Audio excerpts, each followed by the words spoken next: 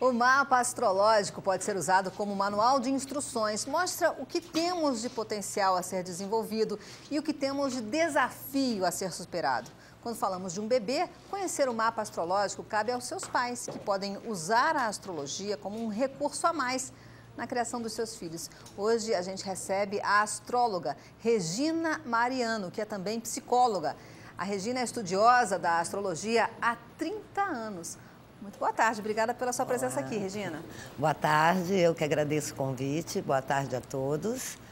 E mais uma vez aqui falando um pouquinho dessa ciência-arte, né, que tanto encanta, apesar de ser uma ciência tão antiga, ainda tem esse frescor de conhecimento novo. Como é que os pais podem ajudar a entender melhor os filhos através da astrologia? Como é que a astrologia faz com que os pais entendam melhor seus filhos? Bom, uma das perguntas mais comuns, ou dos comentários mais comuns que eu recebo dos pais quando visitam meu consultório é por que eles tiveram algum problema com um filho específico se eles criaram todos os filhos iguais. Então aí começa o primeiro problema. Porque cada filho é um filho, cada natureza da criança exige ou pede determinado tipo de educação, determinado tipo de atividades.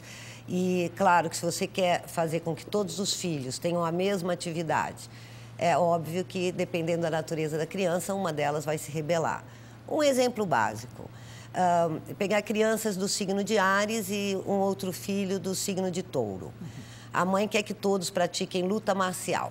Ora, essa criança de Touro não vai gostar de lutas marciais, porque ele tem uma tendência muito mais ao repouso, à tranquilidade, ele vai dar preferência a alguma atividade artística, alguma coisa que permita que ele tenha outro ritmo. Enquanto... É impressionante, eu tenho um taurininho lá em casa, é exatamente o que você está falando.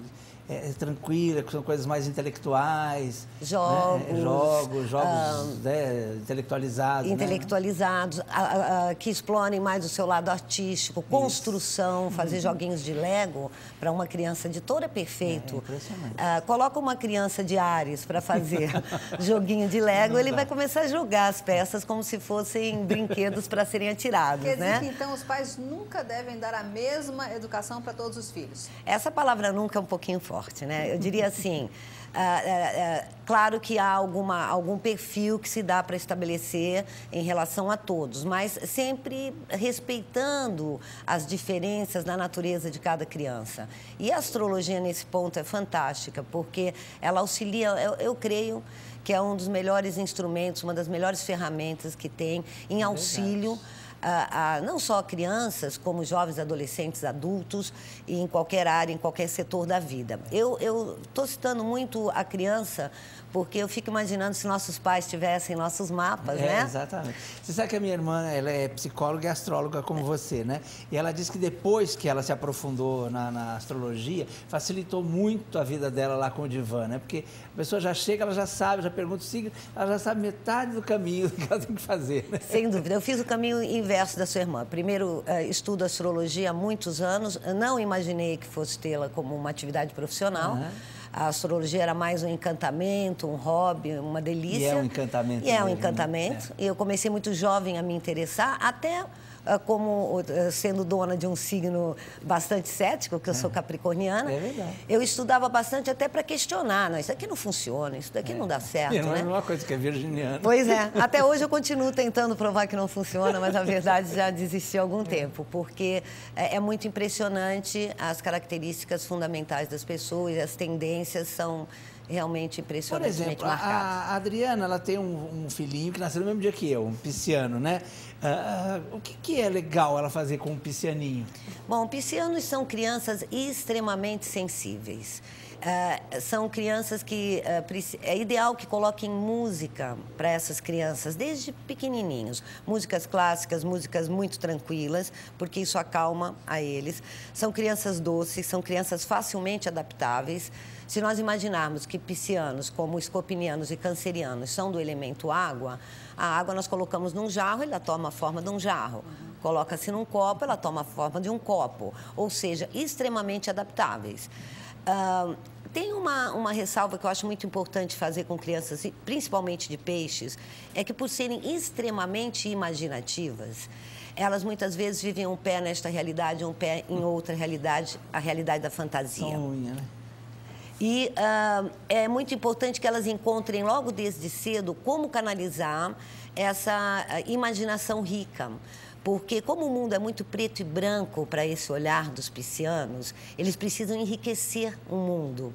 Então, isso tem uma vertente que pode ser um pouco arriscada, que é se envolver com algumas práticas não salutares que tragam mais fantasia à sua vida. E hoje em dia o risco disso é muito grande. Então, aconselho sempre que pais de crianças piscianas, desde cedo as levem a trabalhar com fotografia, imagem, cinema, música, teatro, né? Teatro, são artistas natos, uma sensibilidade absurda, para que quando o mundo começar a se tornar muito preto e branco para essas crianças, eles tenham canais construtivos para buscar o colorido. Assim como o ariano é a luta, né? O judô, essas coisas. Exato, qualquer atividade que faça com que eles joguem para fora o excesso de energia, porque arianos têm uma energia assim por 4, 5 crianças, né? Regina, eu acho bacana você estar falando sobre bebês e crianças, porque de 0 a 3 anos é uma fase muito importante dos bebês e é muito bom fazer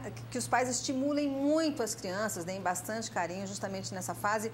E por isso é bom, então, entender um pouco mais sobre a personalidade. E conhecer, né? Em todas as fases é bom, né? De fato, né? Freud, né, reza, e algumas outras teorias psicológicas, reza de que toda a personalidade de uma criança é criada do 0 aos 3 anos de idade e, após isso, são variações sobre o mesmo tema. O que você falou procede, é extremamente importante mesmo, que desde cedo eles tenham todo os seus potenciais e seus desafios administrados. Por exemplo, crianças de touro, virgem, capricórnio, principalmente taurinos, e cancerianos também. Eles pedem muito colo, muito tato, muito afago, muito beijo. Isso não é demais. Tem mães que dizem para mim, isso vai acabar mimando meu filho. Não, ninguém mima por excesso de amor. Virgem e Capricórnio, carinho nunca é demais. E cancerianos também. Claro, para todos nunca é demais. Capricórnio e Câncer. Mas às vezes a mãe reclama, né?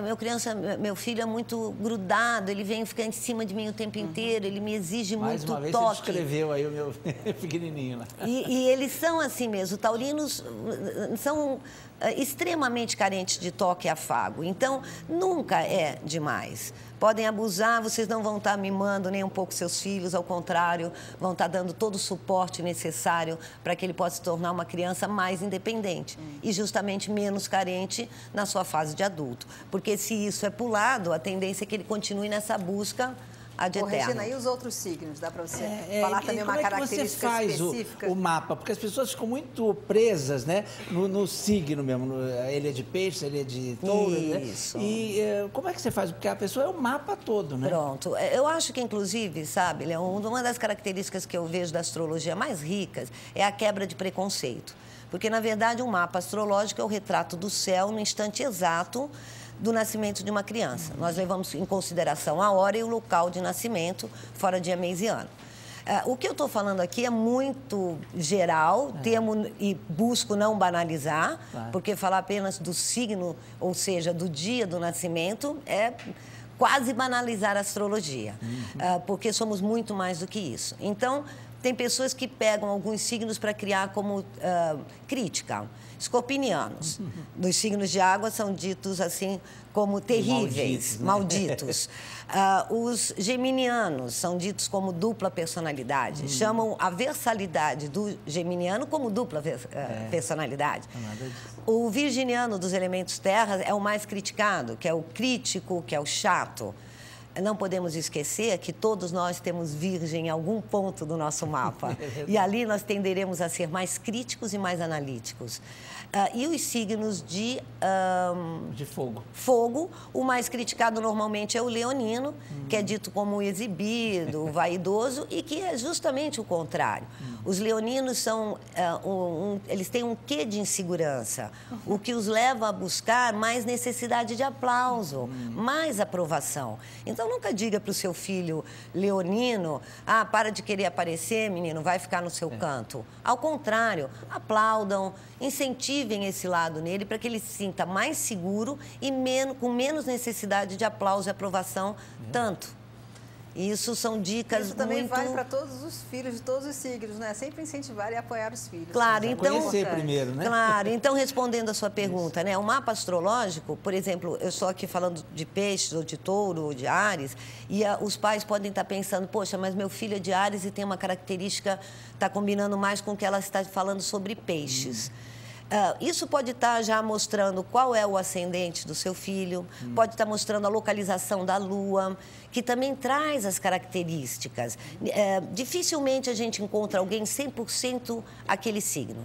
Eu sempre cito o exemplo do Chico Buarque de Holanda, que é essencialmente geminiano.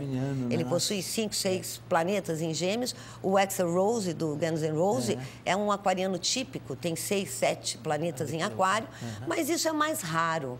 Normalmente nós encontramos os planetas espalhados na mandala. E eu costumo comparar a mandala como uma pizza fatiada em 2 pedaços, com 10 azeitonas. Então, o motoboy vai levar a sua pizza, às vezes a azeitona corre para um lado, corre para o outro, se espalha ou não, e você abre a pizza está distribuída de uma forma única. E comparo também com as notas musicais, porque nós temos 5 bemóis, 7 notas musicais que completam em 12, e perguntam-se como é que se faz tanta música com 12 notas? Tá certo. E quando o mesmo músico vai tocar, é diferente do que o outro toca a mesma música. Então, isso também explica a variedade das pessoas dentro dos seus mapas e das suas tendências astrológicas. Regina, obrigada pela sua participação no nosso programa. Imagina, eu que agradeço muito. Obrigada a vocês. Tudo de bom, sucesso.